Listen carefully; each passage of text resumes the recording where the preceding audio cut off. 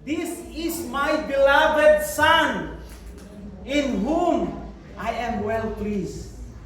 Purihin po ang Panginoon sa ating salitang nabasa. Sa sinabi po ng ating verse na binasa, sabi po niya sa Tagalog, at may boses na narinig mula sa langit na nagsasabi, ito ang minamahal kong anak, na lubos kong kinalulugdan. Bakit siya kinalulugdan ng Diyos? Bakit po? God is well pleased with His Son Jesus as He obey and submit to His Father's will, and He got the identity as God, beloved Son. Doon po sa pagsunod niya, pag-submit niya sa Ama, doon po nagkaroon siya ng identity na anak siya ng Diyos at ang sinatawag ng Diyos, Ama na beloved Son. Praise the Lord for the word for today. Manalangin po tayo. Holy Father in heaven, pinupuri ka namin at pinasasalamatan sa araw na ito. Salamat, Ama, sa oras na hinayaan mong aming maranasan ang mga magagandang bagay sa aming buhay. Salamat sa pagbibigay mo ng isang Ama sa lupa as we celebrate Father's Day today upang kami magkaroon ng maayos na buhay. At salamat din sa iyo, Ama, na kami ay inari mong tunay, mga anak mo, at ngayon ay maganda at saganang buhay galing sa iyo ang aming naranasan. Gusto naming pasalamatan, Ama, sa lahat ng ito at gayon din sa salitang aming maririnig today. Bless every ears and hearts who will hear this message today. In Jesus' name, Amen. Nakasanayan na po natin ito. Normal na po yung magbibigay tayo ng tawag dito ng honor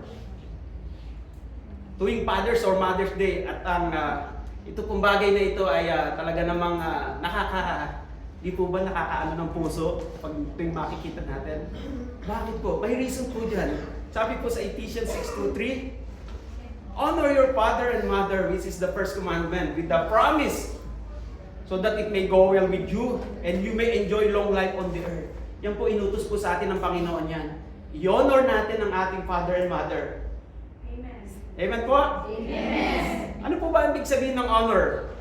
Yan po yung pagbibigay pugay. Pagkalang, tama po. Bigyan natin sila ng simpleng token of appreciation. Sa ating mga tatay, pwede mong dalhin sa barbershop, di po ba? Pwede mong ibili ng pangarap niyang TMX, yung motor niya, di ba? Sino na nakapagganon sa ating mga ama? So, that is one way of giving honor to our fathers, to give value. Sabi nga po, respect and love to show. Paano may pakikita? Paggising na sa umaga, there's one day ng paggising mo, makita mo yung tatay. Imbes na hawakan mo yung iPhone 16 mo, bakit why not na ipagtimpla mo muna siya ng kape, di ba? And say, I love you, Dad. Di ba? Napaka-laking bagay. Ito yung pag ino-honor natin ng ating magulang. But we must respect and love, to know your place also. When you respect and love, you must also, kailangan alam natin yung place natin. Our distinct place pag tayo nag-honor at nagbibigay value sa ating mga magulang. Yan, dapat alam natin as we value them, yung position natin, na tama sila ipabigyan, pero dapat alam natin where is our place. Yes, we must know our position when we give honor to a person. Bakit po? Bakit kailangan natin? Mahalaga po yan dahil alam natin kung saan tayo nakaposisyon when we give honor. Example po, hindi pwedeng mas mahalaga pa yung bagay. Isang bagay natin.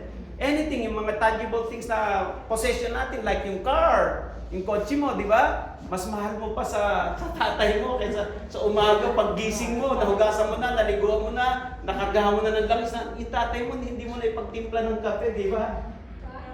Di ba? Napaka-simpleng bagay, pero sabi nga po, when we give value, hindi pwedeng mas mataas pang value ng isa kaysa sa ating magulang. So, gayon din po sa ating mga magulang. Hindi din po pwedeng yung magulang natin ay mas mataas pa tayo, di po ba? At gayon din po kapag binavalue natin, ino-honor natin sila, let's be watchful to this. Kailangan alam natin how we value them. Baka naman sila na hindi ni Diyos natin, sinasamba natin sa buhay natin, di po ba? It's not bad to honor them, to give them value, pero kailangan alam natin how we give them the position and how we position ourselves also. Tama po ba? Amen?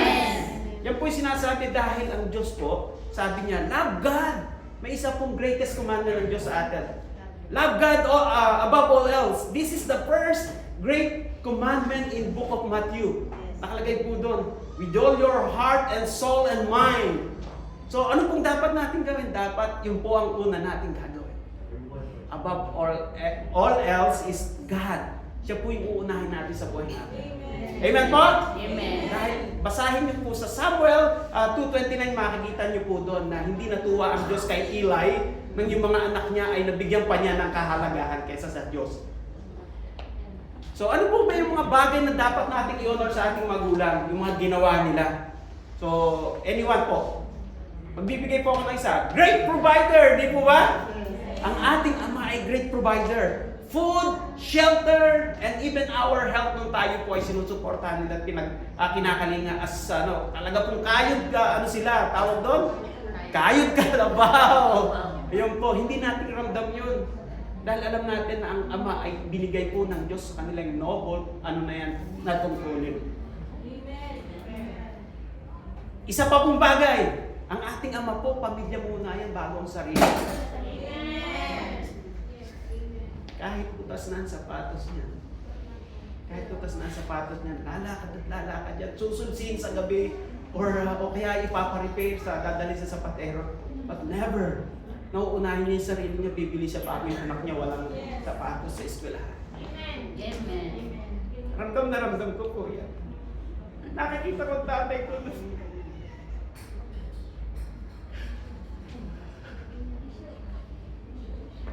Nag-aaral po, mula elementary. Hindi kami mayaman, pero nakikita ko gano'n siya nagsakripisyo.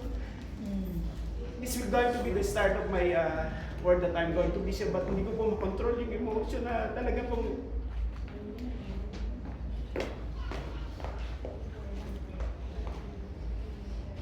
pero minsan kahit masakit ang katawan, sasabihin ng tatay natin,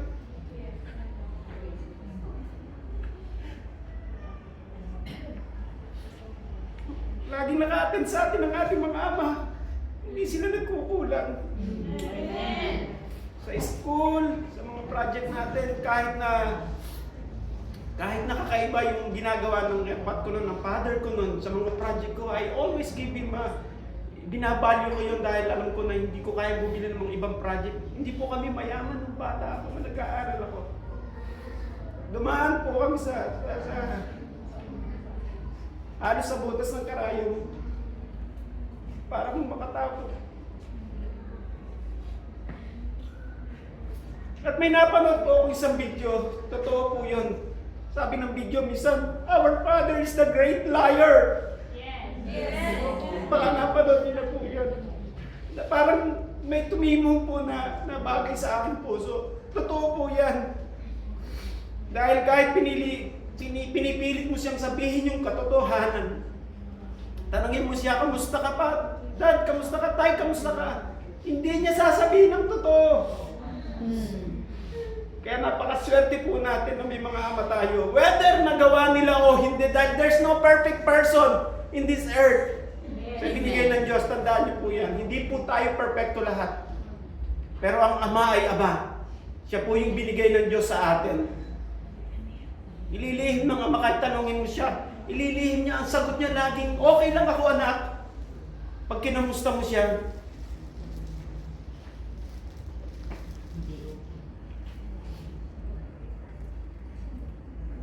napakasarap pong alalahanin kung papaano pinakita ng tatay dito sa lupa ang kanilang napaka-noble na tungkulin ginampanan bilang ama, mga kapatid.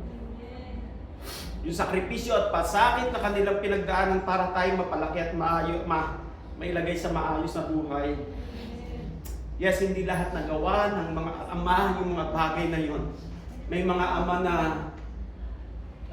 dala ng kakulangan. Minsan hindi nila maibigay yung gusto natin. O kaya hindi nila naibigay talaga yung isang modelong gagampanan ng isang ama sa buhay natin. But we must be thankful. We must be thankful we have Father. Yes, lahat ng nagawa ng ating mga Father na magandang bagay na dapat nating i-honor is ang sarap isipin, di po ba? Amen. Pero yung mga hindi nila nagawa, hindi na natin dapat balikan pa yung mga yun. Hindi na natin dapat, kumbaga sa isang multo na sa ating magbibilanggo sa buhay natin. Bakit po? Dahil ang Diyos po, tandaan natin, is direct and distinctive dito sa command niya to love.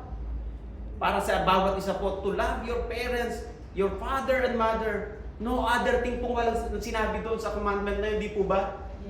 Wala pong sinabi doon. Love your mother, love your father and mother. Walang sinabi na huwag mo siyang mahalin kapag hindi siya nagmahal sa iyo. Walang sinabi na huwag mo na siyang mahalin kapag hindi niya natugunan.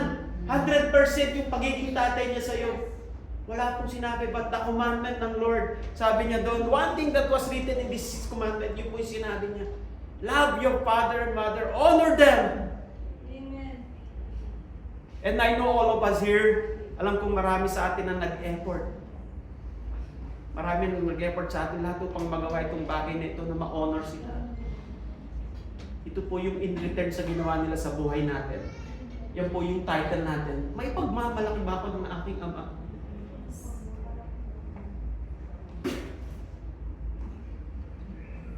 Isang napakagandang bagay ang ma-experience natin.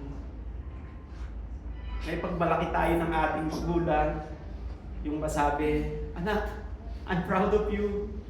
Salamat sa mga suporta mo. Salamat sa pag-aalaga mo sa amin ngayong kami matanda na. Salamat sa pagbibigay mo ng suporta na hindi ko na kayang magtrabaho. Salamat anak, may pagmamalaki kita. Di po ba para tayong idinuduyan kapag narinig natin yun? Amen. Pero hindi po lahat tayo, alam ko, hindi tayo lahat ay makakagawa nito. Hindi tayo perfecto. Katulad ko po, nasa malayo ako, hindi ko magagawa. Maaaring magpadala ko, pero hindi as the same na yung katabi kanya, hindi po ba? Ang sarap namin itong mga bagay nito, itong mga sounds na ito na marinig natin.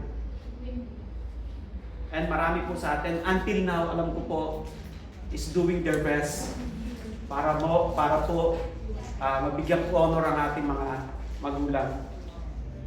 Pero, hindi po natin naririnig hanggang ngayon yung pagmamalaki sa atin ng ating magulang. We are still chasing for this earthly father's approval. Yun po, di ba?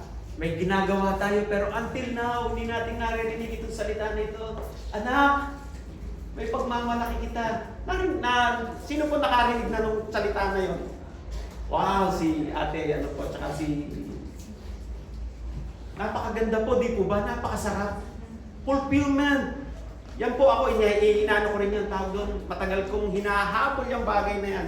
Why? Because we want to express our gratitude, our respect. Kaya ginagawa natin itong mga bagay na ito until now.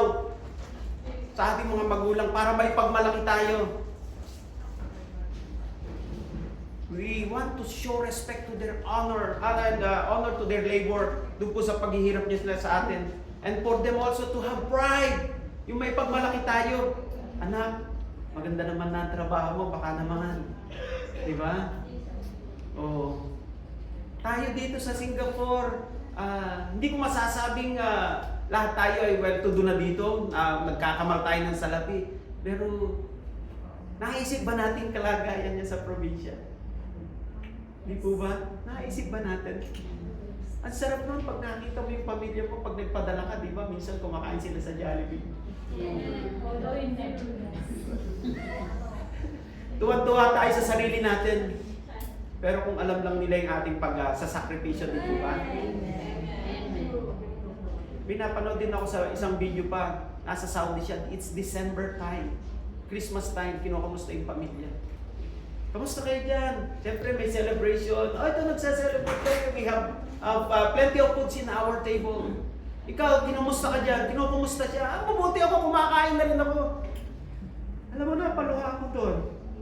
Ang kinakain niya yung binabad na kubos, yung tinapay. At saka may mga kasama ng mga ibang spices. Pero sabi niya, okay lang ako, kumakain din ako. Kung alam lang ng pamilya yung pagsasakripisya ng ama. Di po ba? Kaya dapat tayong mga anak dito, ganun din ang maging honor natin sa kanila. Yung mga magulang natin, nakarating na tayo dito for kung ano na tayo ngayon, di po ba? So, pero, diyan sa mga ginagawa natin pag-honor sa kanila, nagawa na po ba natin yung marinig sa kanila na maipagmalaki tayo? In certain level, that is how we chase the approval of our earthly father. So, maaaring hindi tayo magtagumpay dyan. Hindi ito isang big deal sa atin minsan. Pero napakalalim ng baon sa puso kapag kumakain ako dito, yung tatay ko, hindi ko man lang na, di ba? Hindi man niya nasabi na, I'm proud of you, anak. Bakit? Ang iba sa atin ay halos ginugol na rin ang panahon. Hindi lahat makakapagbigay ng ganoong honor sa ating mga parents. Pero yung iba sa atin halos ginugol na yung panahon para suplayan na rin, para i-honor yung magulang, di po ba? But still, hindi naging enough, hindi natin narinig yung pagmamalaki ng magulang sa atin. At tayo ay nag-iisip kung nagawa ba talaga natin yung mga bagay na kailangan nating gawin bilang isang anak. Alam niyo po, habang sinusulat ko itong party nitong ibabahagi ko na ito, naalala ko ng buhay pa tatay. Dahil sa dala po ng I was then in the military 20 years. Nagkahiwalay kami. Hindi ako naging close sa tatay ko. Tapos nung namatay siya, sorry, parang may big regret sa akin. Bakit hindi ko sinamantalang panahon nung siya'y nabubuhay pa? May pagsisisi ako, may panghihinayang po ako sa aking sarili. Kaya po, sa aking ina, ginawa ko yung lahat ng magagawa ko. Ginawa ko yung lahat ng magagawa ko. But still, hindi po naging enough yung bagay na yun para mapulpil yung aking nararamdaman sa aking puso. Hindi ko rin sigurado kung nagawa yung bagay na yun upang ako'y maipagmalaki ng aking tatay noon. Kung nagawa ko ba yung bagay na dapat ay susukli or magbabalik doon sa mga bagay na ginawa niya upang ako'y mapalaki at maging ako today. Parang sabi ko, Lord, bakit ngayon medyo okay na ako? Wala na sila. Di ba? Wala na sila, hindi ko na maipadama. Kasi wala na nga sila, hindi ko na maipadama na gusto kong maipagmalaki rin nila ako. And it's a big sa atin. That's why if you still have the chance, mga kapatid. Yes. Regrets at heavy feeling. Yan ang aking naiwan sa akin. Yung mabigat na pakiramdam. Kahit noon, pinilit kong umuwi, pinilit kong makita nanay ko nung buhay pa siya, pinilit kong magpadala, pinilit kong lagi siya kausapin. Bumili ako ng cellular phone, ang misis ko para ibigay, para kami magkausap, but still, not enough. I chase for this thing. Tinagol ko yung bagay para maipagmalaki ako ng magulang ko, but still not enough. Hindi ko naranasan yung fulfillment.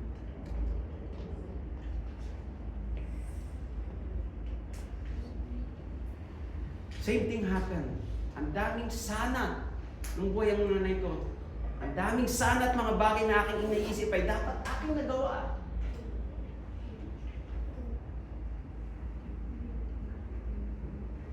But all these things, nung makita ko itong sinusulat ko na ito, and I mirror it to myself, I saw the message. Meron palang mas malalim na katotohanan para tayo ay makalaya sa pagkapit sa matagal na bagay nito sa ating buhay. After we accept Jesus, we have the identity that God is looking for us. Yan po yung identity na ginawa ng ating Panginoong Jesucristo. Kasi sinabi ng ating Diyos, this is my beloved Son, whom I am well pleased. So your identity now, bawat isa po dito, your identity now is in Jesus. Amen. You are new and secure. Amen. Lahat po ng bagay na ito, Lahat po ng bagay na ito na hindi natin nagawa nung sinabi ni Lord, past na yan, anak. Ipinako na sa cross lahat ng Panginoong Hesus yung mga bagay na yan. Yung mga regrets natin, yung mga pag-aalala natin, yung mga kabigatan na yan. Lahat yung pinalaya na ng ating Panginoong Hesus na tinanggap natin siya. Amen. Our Father in heaven is different, for He is God. And God now, sabi po dito, is proud of you because of your identity in Jesus. You belong to children of God now. Amen. Amen. Kayo po yung mga pinili na ngayon. Yes. Thank you, Lord. That's why you are being called to perfection. This identity that you are belong to Jesus, yan na po yung sinasabi. Na kung ano yung binigay ng Ama doon sa kanyang anak. Now you have this kind of thing sa inyo, sa identity nyo as a son of God. Di po ba? Sabi sa 1 John 1:12? Oh, 1 John 1:12. John 1:12 po. Oh, sorry po yung pagkakasulat ko. John 1:12 pala. But to all who did receive Him, who believe in His name, He gave the right to become children of God. Ngayon po ay anak ka ng Diyos dahil tumanggap ka sa ating Panginoong Hesus. Anak ka na ng Diyos. And you have all the rights and privilege. Kung ano man yung sinabi ng Diyos. Sabi po doon sa atin nung nagtayo ng tithes, in Jesus Christ, pag tayo na kay Kristo Jesus, marami pong sinabi at promises ang Lord, ang Diyos Ama sa atin, that when you are in Christ, the same thing will happen to you as you have that same identity. Amen po? Amen. Naririnig po ba natin ang Diyos ngayon that He is so pleased that sinunod natin yung gusto niya sa buhay natin? We accepted Jesus. Ito po yung napakahalagang bagay na gusto ng Diyos Ama sa buhay natin. Ang tanggapin yung Kristo, yung anak niya. Dahil hindi po pangkaraniwan yung ginawa ng ating Diyos. Yes. Amen. His Son died for our sins.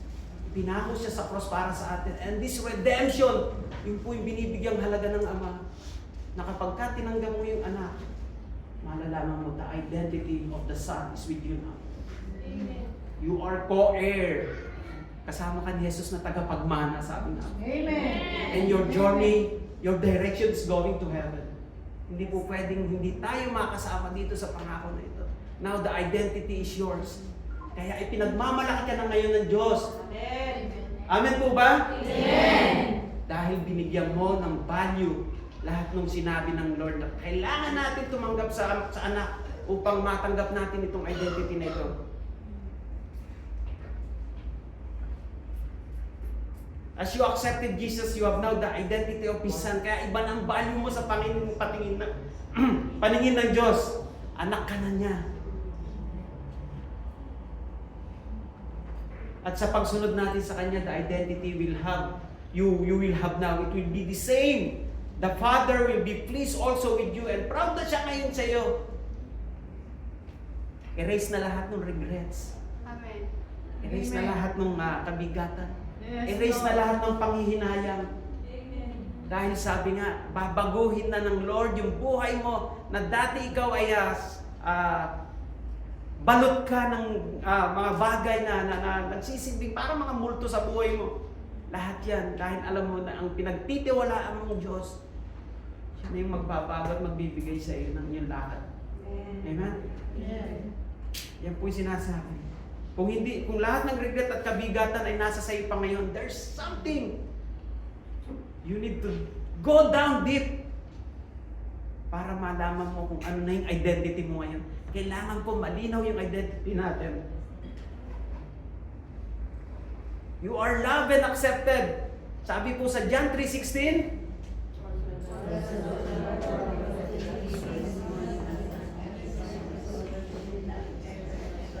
for God so loved the world that He gave His only Son, that whoever believes in Him should not perish, but have eternal life. Amen.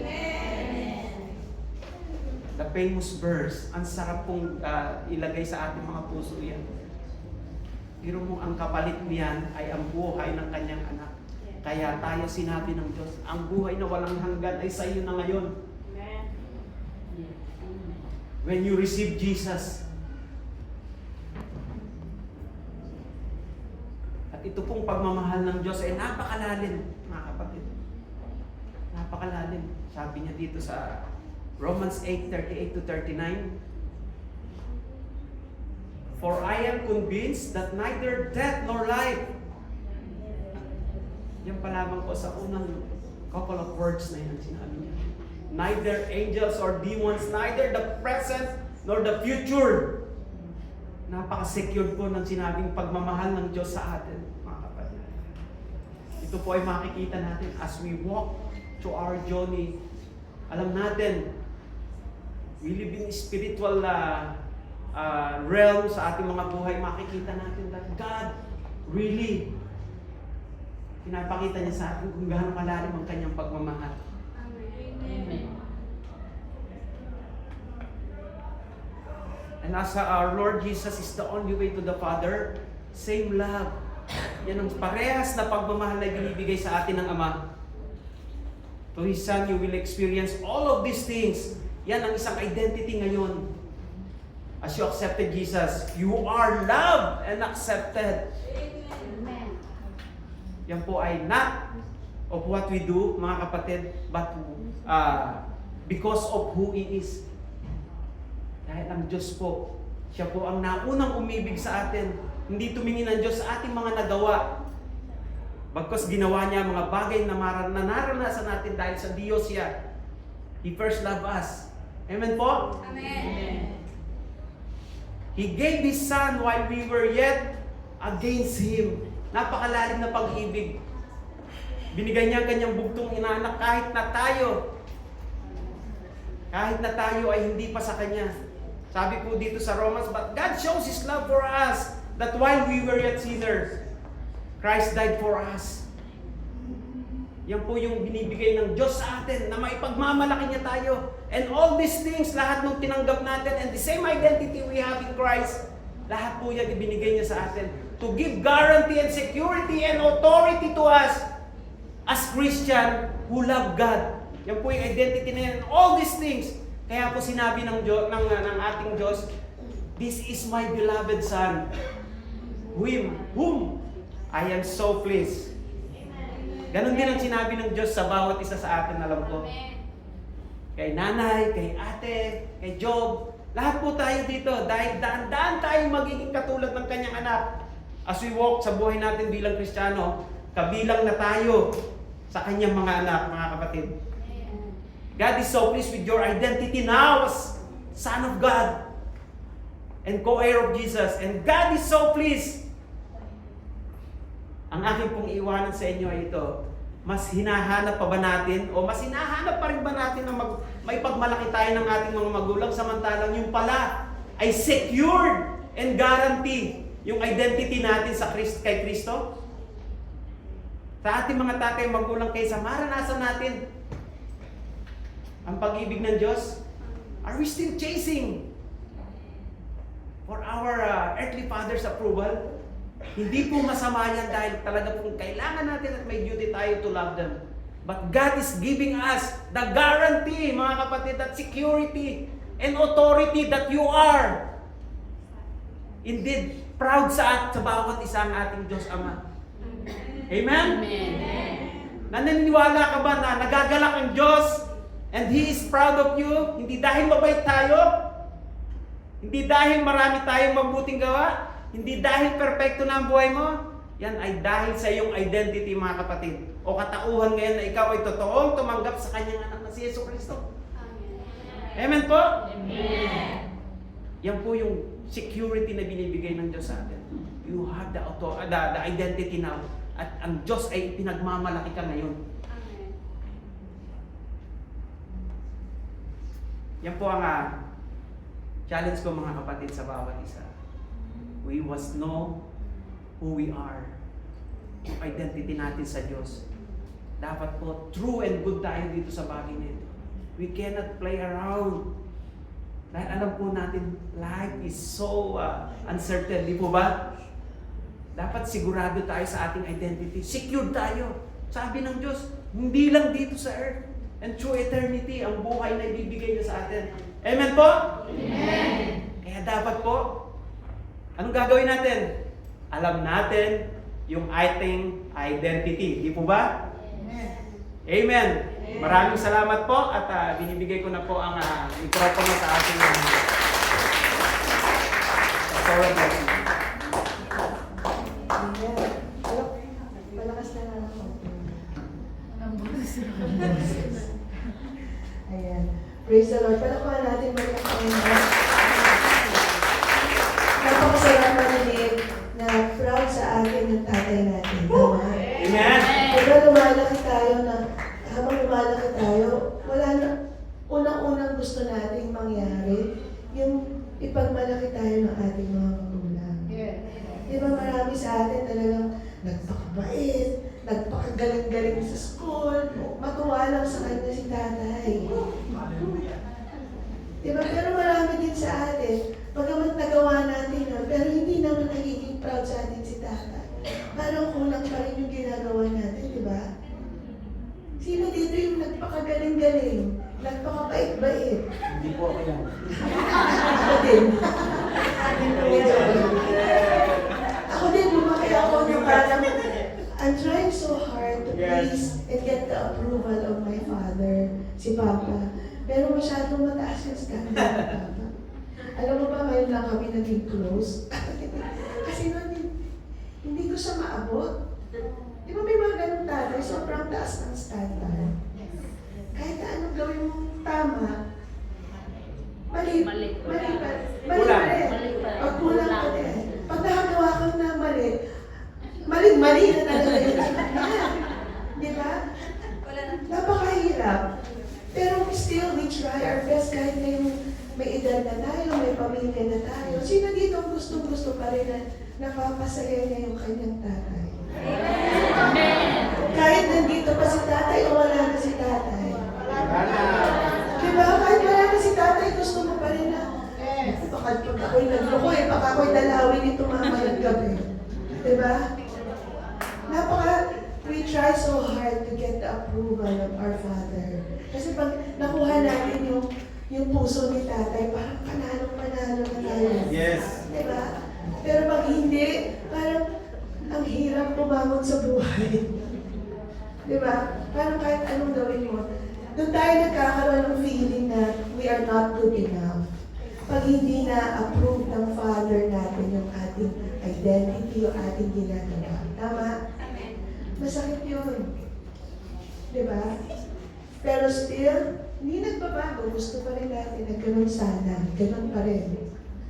Ngayon naman, in the spiritual, ngayon naman na tayo na kay Kristo na. Kung talagang ginagawa natin ang best natin para makuha natin yung approval ni tatay, naisip niyo din ba minsan, bilang Kristiyano, na sana mapasaya ko rin si Lord. Amen. Sana makuha ko rin yung approval ni Tata. I will get, yung sinabi ni Pastor Henry na ipagmalaki ako, hindi lang ni Tatay, pero ng aking Diyos Ama. Talaga lang, ha? Di ba madalas, yan ang hindi natin naiisip. Please natin si amo, i-please natin ang gusto si asawa, i-please natin ang gusto ang mga anak, i-please natin ang gusto ang mga kaibigan, i-please natin ang gusto ang ating mga magulang, ating mga kapatid. Pero ang pinakahuling naiisip natin, yung i-please natin si Lord. So that our Father will say na, this is my beloved son. This is my beloved daughter, and I am so pleased. That's all. You know, kung hindi man natin makakuha yung approval ni tatay, sikapin natin na makuha natin yung approval ni Lord. Yes. Amen. Pag na-please si Lord sa atin, pag nasabi ni Lord, I, Winifred, this is my daughter, in whom I am so pleased. Naku, wala ka na. Ikaw na. Ikaw na panalo. Ibuhos na sa'yo ni Lord lahat. Amen. Wala pa naman. Wala pa naman. Hindi na ibigyan.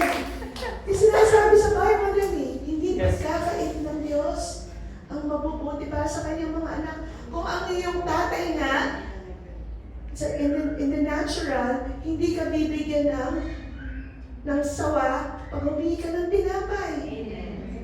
Lalo na ang ating Diyos ang masalamat. Pero napaka-importante na makuha natin yung approval. Yung pride ni Lord sa atin.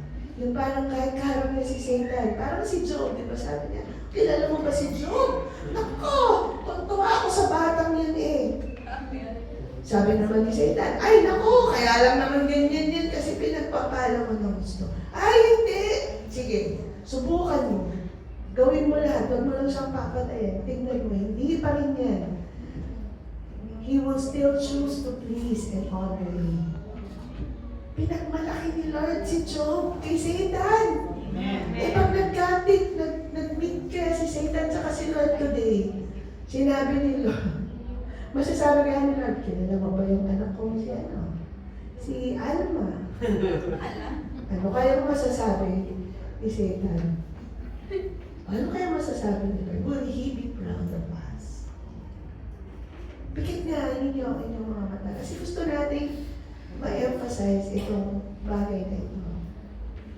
And then, you ask the Lord, Lord, are you pleased with me? Proud ka ba sa akin, Panginoon?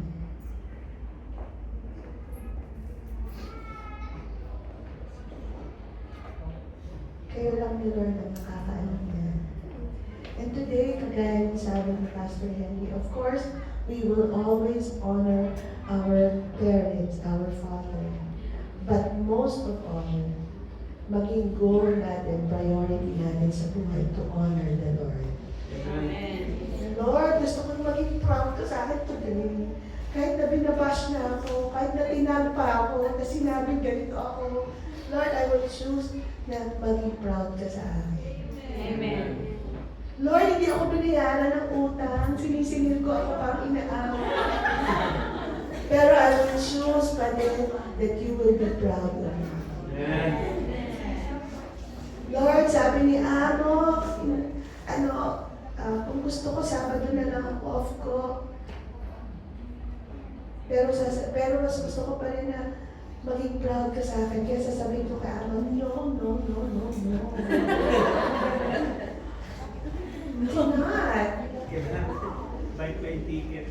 Sabihin niya naman, may online naman. May online service naman. Ay, naku, hindi kayo mabubuhay sa online. Di ba ang hirap na ng long distance relationship? Di ba? Dahil alam natin yan, mahirap ang long distance relationship. Tama? O, tapos matutuwa, makontento na lang kayo sa online service. No. Lord, hindi ako aalis sa simbahan kahit anong mangyari. Amen. I want you to be proud of me. Mag-alisan na sila lahat. Ako ang makikita. Kahit ako na ang member ni Pastor Leo. I want you to be proud of me. Not to please Pastor Leo or Pastor Henry, but I want you to be proud of me. Amen. Amen? Kaya sa ating mga bisita, sabi ni Pastor Henry, importante yung identity. Kilalanin, iyakin mo muna na ikaw ay tunay na anak ng Diyos. Hindi sapat na naniwala ka lang na may Diyos at nagsimba-simba kapag linggo, minsan hindi. Sabi sa Biblia, maliban na ikaw ay panganak na muli, maniwala ka kay Yesu Kristo. Tanggapin mo siya sa iyong buhay, gawin mo siyang Panginoon ng iyong buhay. Hindi ka magkakaroon ng karapatan na ipagmalaki mo na ikaw ay anak ng Diyos. Importante ang ating identity. Para masabi natin, pwede tayong lumapit na may kakapalan ng mukha kay Lord kasi alam mo anak ka ng Diyos. Amen. Hindi makapal ang mukha dahil kahit hindi ka naman anak ng Diyos, claim ka dyan na anak ka ng Diyos. Para sa ating mga bisita, there's only one way para ma-claim din yung identity na kayo ngay anak na ng Diyos.